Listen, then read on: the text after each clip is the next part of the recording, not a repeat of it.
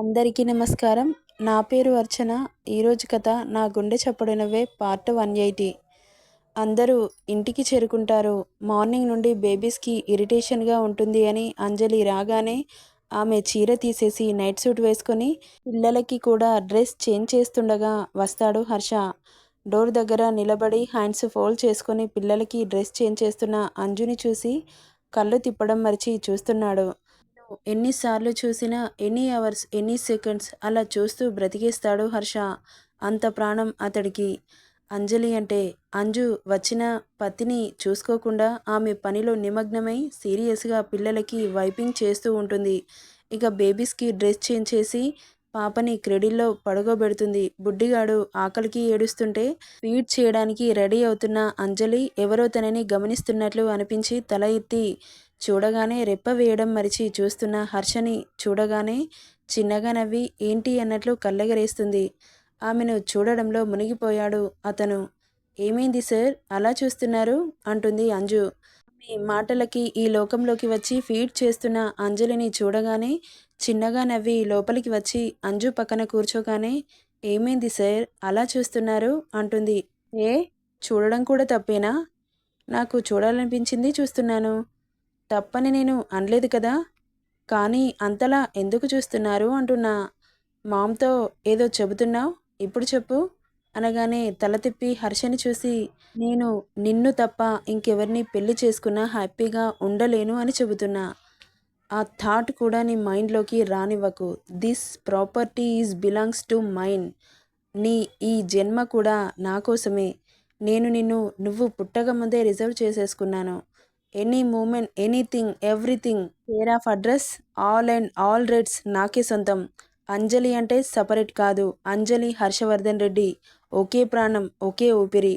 నువ్వు నా కోసం మాత్రమే పుట్టావు, నాట్ అనదర్ వన్. ఓకే. అలాంటి వర్డ్ ఎగ్జాంపుల్స్ ఒకరితో పోల్చడం ఐ హేట్ దట్ అంటున్న అతడి మాటలకి గుడ్లప్పగించి చూస్తుందే కానీ ఒక్క మాట కూడా అనట్లేదు అంజలి. నిన్ను ముట్టుకునే రైట్స్ నాకు మాత్రమే సొంతం. లేడీస్ కూడా ముట్టుకున్నా ఊరుకోను. I want you, only you. Okay. మరి బేబీ అంటుంది టీజింగ్ వాయిస్తో. అవన్నీ నాకు secondary. First place goes to yours. నేనిచ్చే పెయిన్ అయినా సరే నువ్వు ఇష్టంగా తీసుకోవాలి కానీ రిటర్న్ క్వశ్చన్ చేయకూడదు. ఎందుకంటే చెప్పానుగా this properties belongs to mine అని. కానీ అతడి పిచ్చి ప్రేమకు ఏం చెప్పాలో అర్థం కాక ఎన్ని ఎక్స్ప్రెషన్స్ ఉంటాయో అన్ని ఎక్స్ప్రెషన్స్ చూస్తూ ఉంది అంజు. మరి నేను ఇచ్చే పెయిన్ నువ్వు భరిస్తావా అని తిక్క ప్రశ్న అడగగానే ఏం పెయిన్ ఇస్తావు బేబీ అంటాడు కళ్ళెగరేస్తూ. నువ్వు ఇచ్చే పెయిన్ భరించాలి అంటున్నావు కదా, నేను కూడా ఇస్తాను అంటున్నా అంజలిని వియర్డ్గా చూసి చెప్పాను కదా this properties belongs to yours అని. అంజు ల్యాప్లో పాలు తాగుతున్న బుడ్డిగాడిని చూసి ఏరా ఎప్పుడు మీ మమ్మీకి అతుక్కుపోతావు? ఉన్న టైం మొత్తం నీకే స్పెండ్ చేస్తుంది. ఏం పడిపోయిందని ఇప్పుడే వచ్చావు బే అనగానే పాలు తాగేవాడలా హర్షని చూసి తమరు నా మమ్మీ మీద ఎన్నిసార్లు దండయాత్ర చేశారు బాబు? అన్నిసార్లు చేస్తే నేను పుట్టక ఏం చేస్తాను అనగానే దిమ్మ తిరిగిపోతుంది ఇద్దరికి. బాబోయ్ వీడేంటి ఇలా మాట్లాడుతున్నాడు అంటుంది ఆశ్చర్యపోతూ అంజలి. రేయ్ నిన్నగాక మొన్న పుట్టి ఏంట్రా మాటలు? మరి ఏంటి డాడీ నువ్వు అన్నిసార్లు నా మమ్మీ మీద యుద్ధం చేస్తే నేను రాకుండా ఎలా ఉంటాను అంటున్న బుడ్డిగాడి మాటలకి ఆశ్చర్యపోతూ ఇద్దరు ఒకరి మొహాలు ఒకరు చూసుకుంటూ ఉంటారు. అంతలో నిత్య వచ్చి వాడిని కాసేపు నాకు ఇవ్వు వదినా ఆడుకుంటాను అంటూ తీసుకెళ్తుండగా ఒసే అత్త ఇంకా ఈ ప్రొడక్షన్ ఎప్పుడు స్టార్ట్ చేస్తావే? నాకు పిల్లని ఇచ్చేది ఉందా లేదా అనగానే నోటి మీద వేలేసుకుని ఆశ్చర్యపోయి మరీ చూస్తుంది నిత్య. చూసింది చాలు కానీ చెప్పు, నా మర్దల్ని ఎప్పుడిస్తావు? నాకు బోర్ కొడుతుంది, దానితో నేను ఆడుకోవాలి. నేను కాస్త పెద్దయ్యే వరకు నువ్వు నాకు నా మర్దల్ని ఇచ్చేసావనుకో ఏం చక్క దానితో ఆడుకుంటాను అంటున్న వాడి మాటలకి ముగ్గురు ఒకరి మొహాలు ఒకరు చూసుకుంటూ ఉంటారు. బాబోయ్ ఏంట్రా నువ్వు ఇలా ఉన్నావు? నిన్ను ఎత్తుకోనరా బాబు, నేను నా కోడల్ని ఎత్తుకుంటాను అనుకుంటూ వెళ్తుండగా నువ్విప్పుడు నన్ను ఎత్తుకోలేదనుకో నీ బిడ్డను అస్సలు పెళ్లి చేసుకోను. చేసుకుంటే చేసుకోకపోబే. నువ్వు తప్ప నా బిడ్డకు ఈ లోకంలో ఎవరు లేరా ఏంటి? అత్తా లాస్ట్ అండ్ ఫైనల్గా అడుగుతున్నా, నన్ను ఎత్తుకుంటావా లేదా అని దబాయిస్తున్నాడు బుడ్డి. అంతలోనే కిరణ్ లోపలికి రావడంతో మామ, అత్త చూడు నన్ను ఎత్తుకోమంటే ఎత్తుకోవట్లేదు అంటాడు బుడ్డి. ఉలిక్కిపడి చూస్తాడు కిరణ్. రేయ్, ఇన్ని రోజులు మౌత్ మ్యూట్ చేసుకున్నావు కదరా, ఇప్పుడెలా మాట్లాడుతున్నావు అనగానే, మేము పుట్టినప్పటి నుండి మీరు చేసే ఓవరాక్షన్ చూసి తట్టుకోలేకపోయాను, అందుకే మాట్లాడలేదు. ఇక నేను కూడా చాలా టయర్డ్ అయ్యాను, ఇప్పుడే కాస్త ఫ్రీ అయ్యాను, అందుకే మాట్లాడుతున్నా. అబ్బో, ఏం పని వెలగబెట్టారో తమరు టయర్డ్ అవ్వడానికి అంటాడు కిరణ్ వెటకారంగా.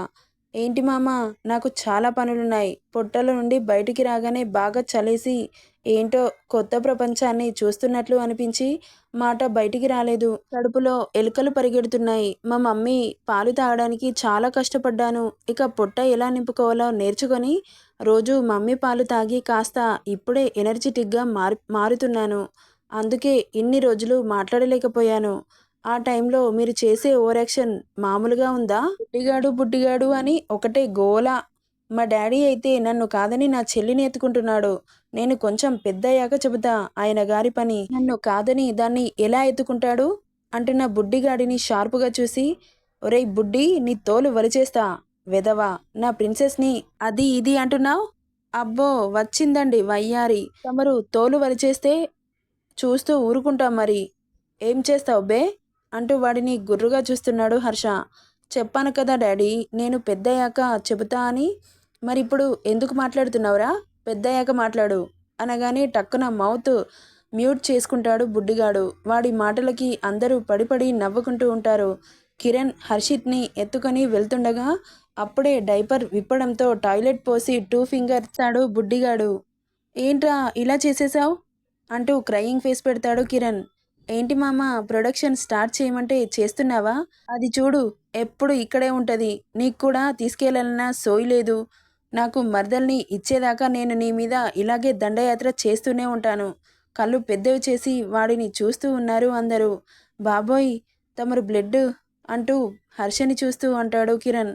పక్కన అంజలి పడిపడి నవ్వుతూ కిరణ్ చేతిలో ఉన్న బుడ్డిగాడిని తీసుకుంటూ ఉండగా, మమ్మీ నీకెందుకే శ్రమ, మామ ఉన్నాడుగా, ఆయనే తుడుస్తాడు, ఆగు.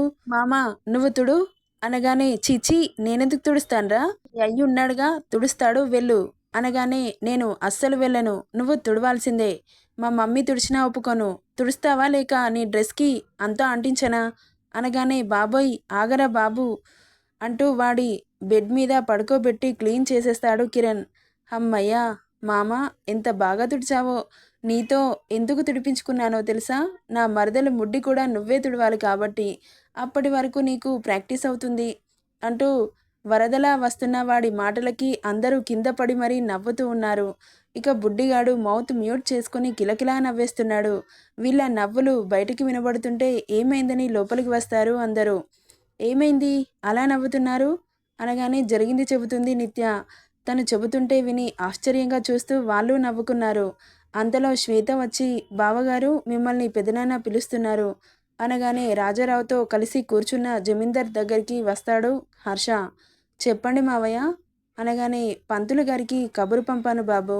వారంలో నిశ్చయ తాంబూలాలు తీసుకోవడానికి ముహూర్తం బాగుందని చెప్పారు అనగానే, సరే మావయ్య, డే బాగుంటే ఎంగేజ్మెంట్ చేసేసుకుంటే బెటర్ కదా అనగానే, మీకేమైనా పనులున్నాయా బాబు అనగానే, ఆలోచించి ఎంత పని ఉన్నా వస్తా మావయ్య అంటాడు. హర్ష మాటలకి సంతోషపడి, సంతోషం బాబు, ఇక మేము వెళ్తాము అనగానే, మార్నింగ్ వెళ్ళండి మావయ్య అంటాడు. వద్దు బాబు, ఇంటి దగ్గర చాలా పనులున్నాయి, మళ్ళీ తాంబూలాలకి కూడా సమయం తక్కువగా ఉంది, ఆ కార్యక్రమానికి అన్నీ సిద్ధం చేసుకోవాలిగా అనగానే, సరే మావయ్య అంటాడు హర్ష.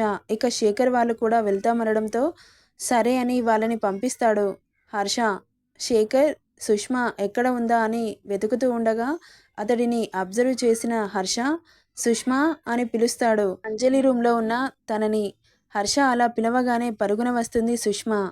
ఏంటి హర్ష అంటుంది.